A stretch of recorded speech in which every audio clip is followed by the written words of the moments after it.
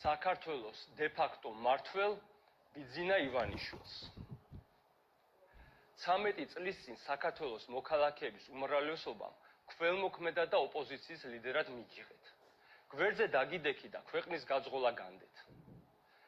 აპრილიდან მოყოლებული ჩვენი არ გესმის, არ ხედავ, არ გძნობ. ახლა ჩვენი დაუცველობის მიუხედავად წერთ ყველა ჩვენგანის და შენი სიკეთისთვის.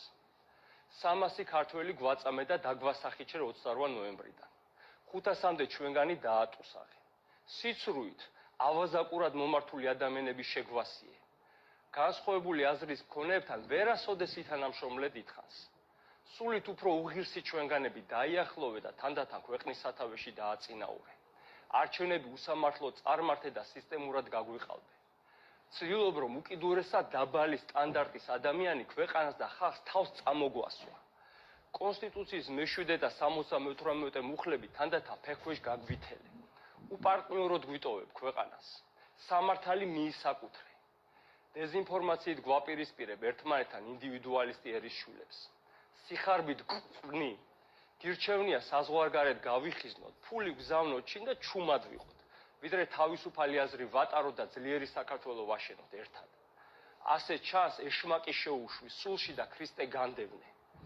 ღმერთის ტაძარში ხელების ფათურით ჩვენ ცოდვილ სულებს უფრო გვისუსტებ. ეჭვი გაგვიჩინე, რა მიზნით იყო გაკეთებული შენს მიერ ქმნილი სასარგებლო საქმეები. შენს ერთ დაგვშორდი და გეშინია ჩვენი. სიმართლის გეშინია.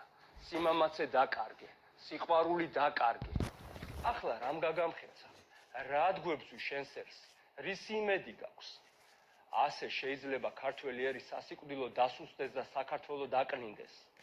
როგორც გვირევ ქვეყანას და ამტვრევ ხიდებს, ისე მოიქეცი ღირსეულა და იპოვნე გაცლის საუკეთესო გზა, რომ ერმა და ქვეყანამ განახლება შევძლოთ. დიდ სულოვნებას მოუხმობთ. შურისძიებას არ მივმართავთ. ყველა ქართველი ძვირფასია. ამიერიდან შენი ღირსეულის საქციელით იქნებ შენი სახელი კარგადაც დარჩეს მომავალს. გვებრძვი, ხედავთ, გიცნობთ.